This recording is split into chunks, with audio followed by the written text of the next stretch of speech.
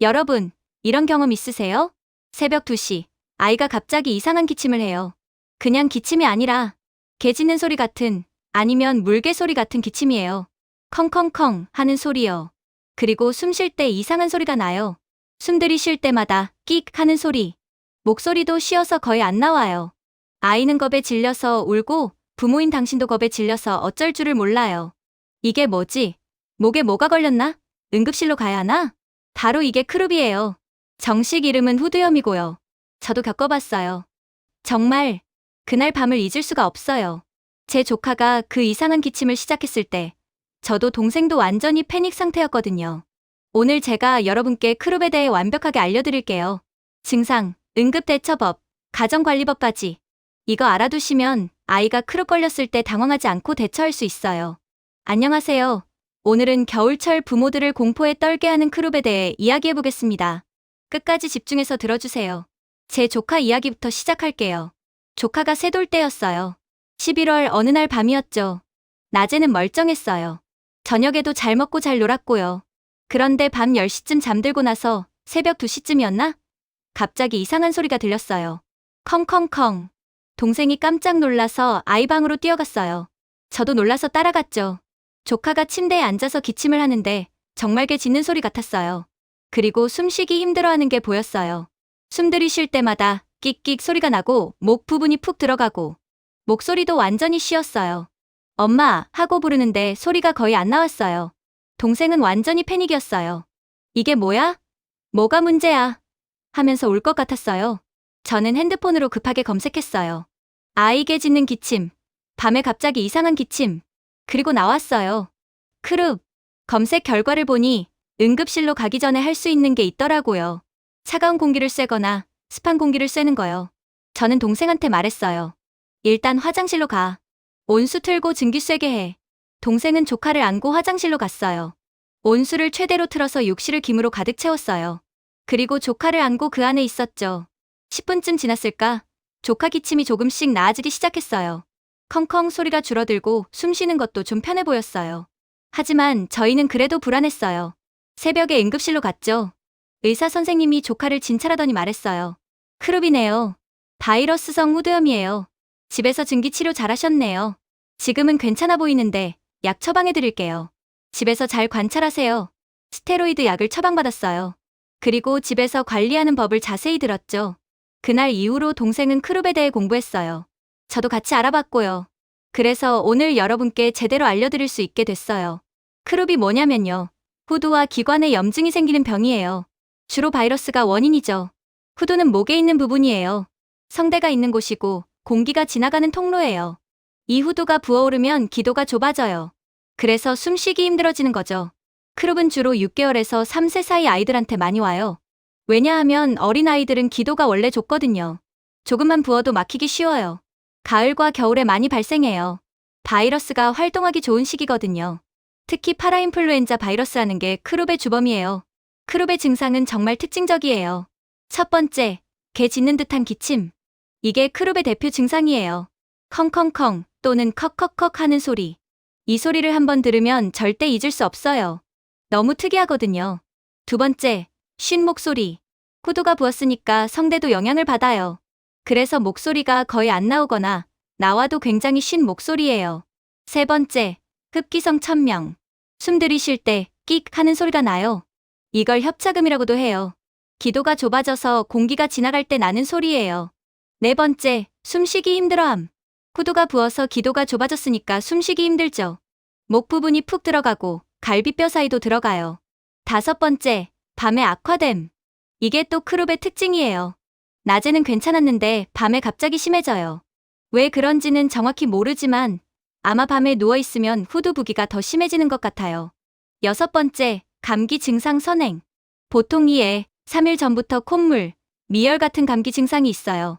그러다가 갑자기 밤에 크룹 증상이 시작되는 거죠. 크룹은 심각도에 따라 경증, 중등도, 중증으로 나뉘어요. 경증은 기침은 하지만 숨쉬기는 괜찮은 상태예요. 쉰 목소리와 개 짖는 기침은 있지만 평상시처럼 활동하고 먹고 마실 수 있어요. 중등도는 안정시에는 괜찮은데 움직이거나 울면 숨쉬기 힘들어해요. 협착음이 들리고 약간 힘들어 보여요. 중증은 안정시에도 숨쉬기 힘들어해요. 협착음이 계속 들리고 가슴이 푹푹 들어가고 입술이 파래질 수 있어요. 이러면 즉시 응급실로 가야 해요. 그럼 크룹이 의심되면 어떻게 해야 할까요? 먼저 침착하세요. 부모가 패닉하면 아이도 더 불안해지고 그러면 숨쉬기가 더 힘들어져요. 일단 심호흡하고 침착하게 대처하세요. 경증이라면, 그러니까 기침은 하지만 숨쉬기는 괜찮다면 집에서 관리할 수 있어요. 첫 번째 방법, 차가운 공기를 쐬게 해주세요. 베란다 문을 열거나 창문을 열어서 창바깥 공기를 쐬게 해주세요. 겨울철 밤 공기가 차갑잖아요. 그 공기가 부은 후두를 가라앉히는 데 도움이 돼요. 옷을 따뜻하게 입히고 5에 1공분 정도 찬 공기를 쐬게 하세요. 신기하게도 이것만으로 증상이 많이 나아지는 경우가 많아요. 두 번째 방법, 습한 공기를 쐬게 해주세요. 화장실로 가서 온수를 최대로 틀어서 욕실을 김으로 가득 채우세요. 그리고 아이를 안고 그 안에 10분에서 15분 있으세요. 습한 공기가 후두의 붓기를 가라앉히고 기도를 편하게 해줘요. 제 조카도 이 방법으로 많이 나아졌거든요. 세 번째, 아이를 편안하게 해주세요. 안아주고 토닥여주고 괜찮아, 괜찮아 하고 안심시켜주세요. 아이가 불안하면 숨쉬기가 더 힘들어지거든요. 네 번째, 물을 마시게 하세요. 탈수를 막고 목을 촉촉하게 해주는 게 중요해요. 따뜻한 물이 좋아요. 조금씩 자주 마시게 하세요. 다섯 번째, 가습기를 틀어주세요. 실내 습도를 40에 60%로 유지하면 도움이 돼요. 여섯 번째, 세우거나 비스듬히 앉혀주세요. 눕히면 숨쉬기 더 힘들어져요.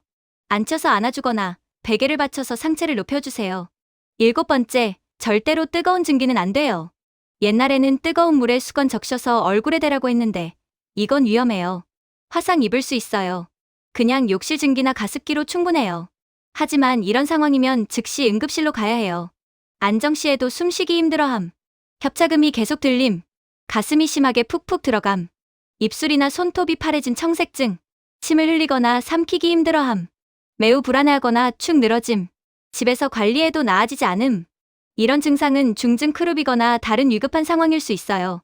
시간을 지체하지 말고 바로 응급실로 가세요. 응급실에서는 어떤 치료를 할까요? 가장 흔한 치료는 스테로이드예요.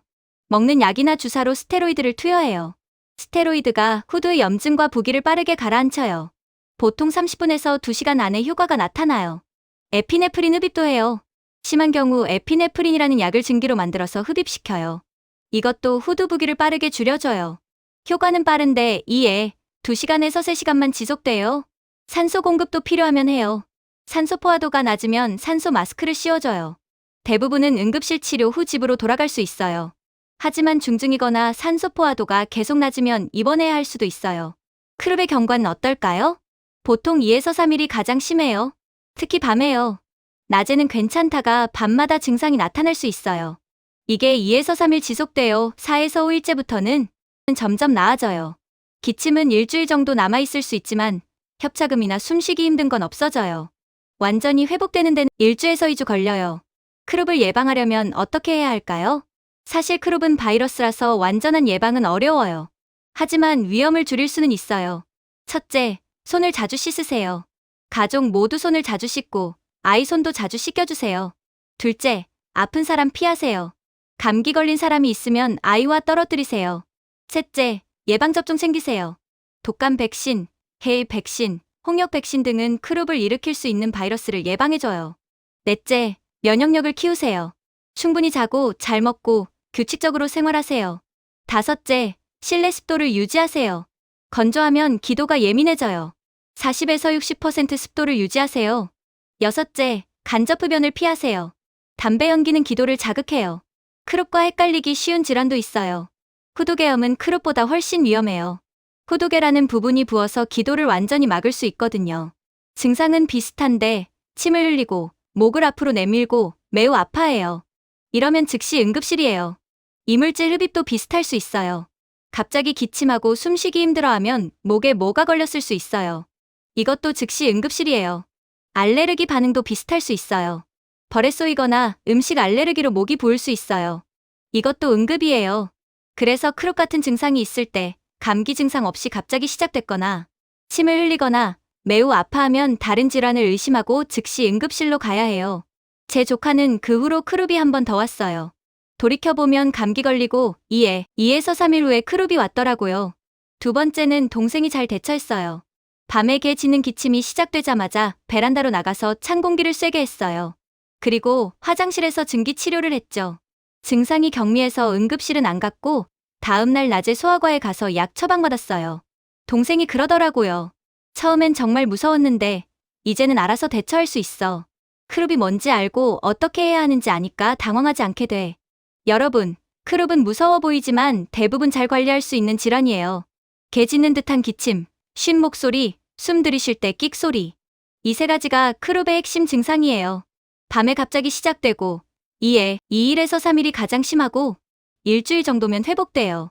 경증이면 집에서 관리할 수 있어요. 차가운 공기, 습한 공기, 편안한 자세, 충분한 수분. 하지만 중증이면 즉시 응급실이에요. 안정시에도 숨쉬기 힘들거나 입술이 파래지거나 매우 불안해하면 지체하지 마세요. 응급실에서는 스테로이드나 에피네프린 흡입으로 빠르게 치료할 수 있어요. 예방은 손 씻기, 예방접종, 면역력 관리가 중요해요. 그리고 가장 중요한 건 부모가 침착해야 한다는 거예요. 크룹은 밤에 갑자기 와서 정말 무서워 보여요. 아이도 무서워하고 부모도 겁나죠. 하지만 크룹이 뭔지 알고 어떻게 대처해야 하는지 알면 침착하게 관리할 수 있어요. 이 영상을 보신 여러분은 이제 크룹에 대해 알았어요. 혹시 아이가 밤에 개 짖는 기침을 시작하면 당황하지 말고 오늘 배운 대로 해보세요. 차가운 공기, 습한 공기, 편안하게 안아주기. 이것만으로도 많이 나아질 수 있어요. 그리고 필요하면 주저하지 말고 응급실로 가세요. 아이의 안전이 최우선이니까요. 이번 겨울 우리 아이들 모두 크룹 없이 건강하게 보내길 바랍니다. 긴 시간 들어주셔서 감사합니다. 다음에 또 유익한 건강 정보로 찾아뵐게요. 구독과 좋아요, 알림 설정 부탁드려요. 오늘도 건강하세요.